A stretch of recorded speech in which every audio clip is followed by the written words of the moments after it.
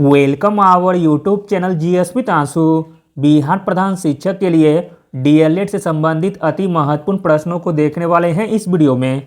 इसमें सारे के सारे प्रश्न बहुत ही सिलेक्टेड दिए गए हैं जो आपके एग्जाम में आने की पूरी संभावना है, इसलिए वीडियो को लास्ट तक जरूर देखें। स्टार्ट करने से पहले आप लोगों से एक ही रिक्वेस्ट है, प्लीज़ वीडियो को लाइक और किसी भी एक ग्रुप में शेयर जरूर कर दीजिएगा।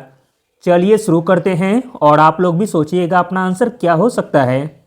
पहला प्रश्न है, बुद्धि लब्धि मापन के जन्मदाता हैं।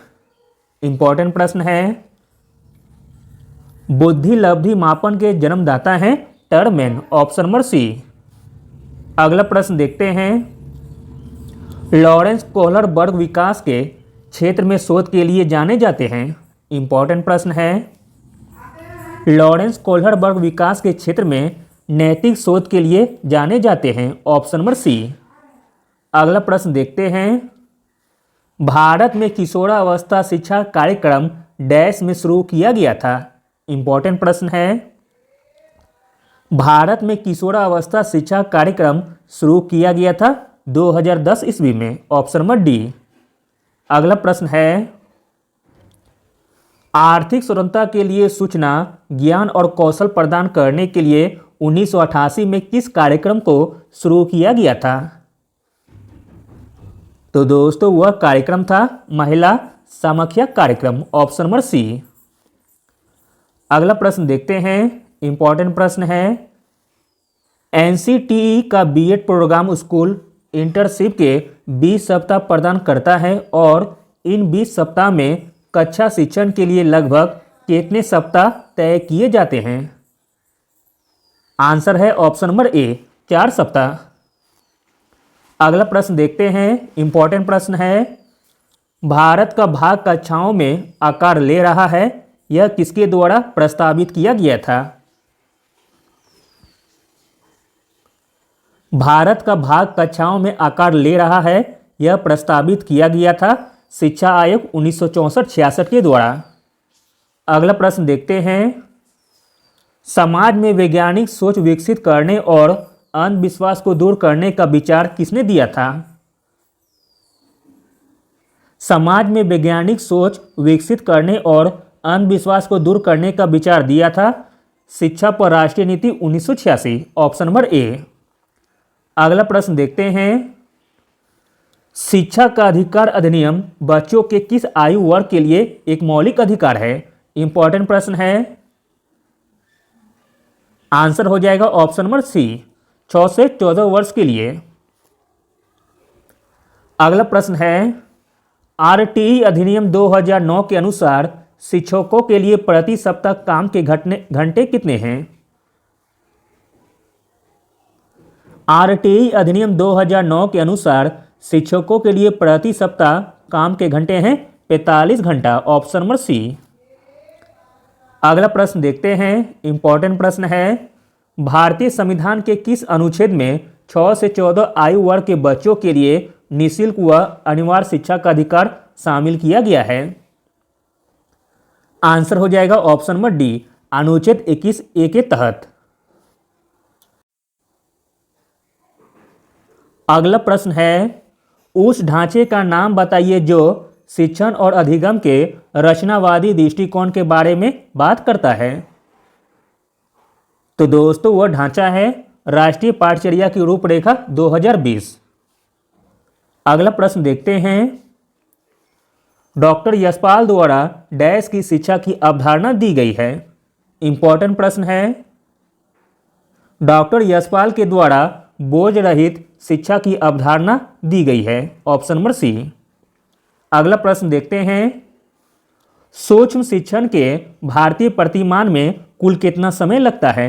इंपॉर्टेंट प्रश्न है, सूक्ष्म शिक्षण के भारतीय प्रतिमान में कुल समय लगता है 36 मिनट, ऑप्शन नंबर सी। अगला प्रश्न देखते हैं, निम्न में से किस कौशल में पूर्व ज्ञान का परीक्षण आता है। आंसर हो जाएगा ऑप्शन नंबर बी, प्रस्तुति कौशल में। अगला प्रश्न देखते हैं, प्राथमिक कक्षा के बालकों के लिए शिक्षण की उपयुक्त विधि है। प्राथमिक कक्षा के बालकों के लिए शिक्षण की उपयुक्त विधि है खेल विधि, ऑप्शन नंबर डी। अगला प्रश्न देखते हैं, पाठचर्या शब्द की व्युत्पत्ति हुई है। पाठचर्या शब्द की व्युत्पत्ति हुई है लैटिन भाषा से, ऑप्शन नंबर सी। अगला प्रश्न देखते हैं, पाठ्यक्रम विकास की अवधारणा में शामिल नहीं है। पाठ्यक्रम विकास की अवधारणा में शामिल नहीं है अंतर्राष्ट्रीय विचार, ऑप्शन नंबर ए। अगला प्रश्न देखते हैं, कौन स्कूल में गठित एसएमसी का हिस्सा नहीं है। स्कूल में गठित एसएमसी का हिस्सा नहीं है राज्य सरकार, ऑप्शन नंबर डी। जबकि शिक्षक, प्रधानाचार्य, अभिभावक यह तीनों स्कूल में गठित एसएमसी का हिस्सा हैं। अगला प्रश्न देखते हैं, इंपॉर्टेंट प्रश्न है, भारत में विद्यालय शिक्षा को मोटे तौर पर कितने चरणों में वर्गीकृत किया जा सकता है। आंसर है ऑप्शन नंबर सी, 4 वर्गों में। अगला प्रश्न देखते हैं, निम्नलिखित में से कौन सा संज्ञानात्मक क्षेत्र से संबंधित नहीं है। इंपॉर्टेंट प्रश्न है, संज्ञानात्मक क्षेत्र से संबंधित नहीं है मूल्य, ऑप्शन नंबर सी। अगला प्रश्न देखते हैं, शिक्षा वह चीज है जो मनुष्य को आत्मनिर्भर और निस्वार्थ बनाती है, यह विचार किसने दिया है। इंपॉर्टेंट प्रश्न है, शिक्षा वह चीज है जो मनुष्य को आत्मनिर्भर और निस्वार्थ बनाती है, यह विचार दिया है ऋग्वेद ने, ऑप्शन नंबर सी। अगला प्रश्न देखते हैं, शैक्षिक उद्देश्यों के किस क्षेत्र में प्रतिक्रिया संगठन और लक्षण का वर्णन शामिल है। शैक्षिक उद्देश्यों के भावात्मक क्षेत्र में प्रतिक्रिया संगठन और लक्षण का वर्णन शामिल है। अगला प्रश्न देखते हैं, अगला प्रश्न है, शिक्षा प्रदान करने की औपचारिक प्रकृति डैश के दौरान गुरुकुलों, आश्रमों और परिषदों के माध्यम से शुरू हुई थी। आंसर हो जाएगा ऑप्शन नंबर ए, वैदिक काल में। शिक्षा प्रदान करने की औपचारिक प्रकृति वैदिक काल के दौरान गुरुकुलों, आश्रमों और परिषदों के माध्यम से शुरू हुई थी। अगला प्रश्न देखते हैं, प्रसार शिक्षा का प्रथम चरण है। प्रसार शिक्षा का प्रथम चरण है ध्यान आकर्षण, ऑप्शन नंबर ए। अगला प्रश्न देखते हैं, कितनी आयु पर बच्चों में लिंग पहचान स्थापित होती है। इंपॉर्टेंट प्रश्न है, बच्चों में लिंग पहचान स्थापित होती है 2 वर्ष में, ऑप्शन नंबर ए।